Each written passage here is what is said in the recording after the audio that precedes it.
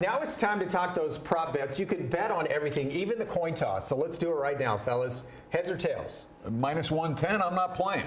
I think I'm one out of the last 11 links to the national anthem, so this is not my world. Heads or tails? Tails never fails. All right, here we go.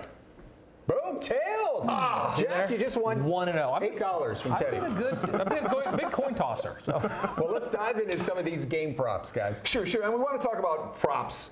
And we saw an issue early on where there were big concerns about the Kansas City receiving corps. Who's going to play, who isn't?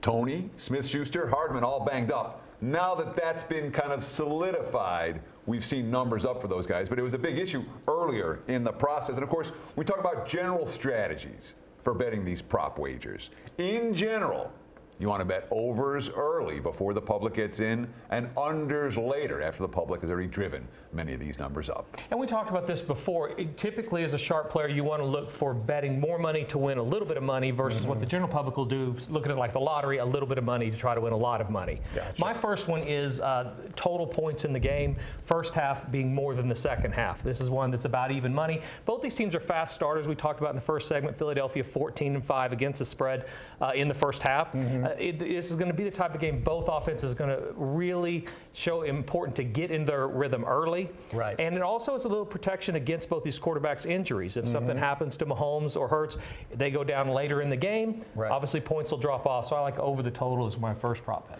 So I'm going to go with the fourth quarter to be higher scoring than the first quarter. You have to lay some juice with this prop. But it's a real simple concept. The over-under for the first quarter is 9.5. It could still go over, and we'll still cash this bet as long as the fourth quarter does what it's supposed to do. Generally in the big games, you see more scoring late than early. These tend to be slower starting affairs from the get-go. So I like fourth quarter to be higher scoring than the first quarter. Yeah, I like to not leave the kickers out also. Under in field goals, 3.5 field goals. I think there's more points. Touchdowns will be a premium, so we're going to go under in field goals and hope they execute in the red zone.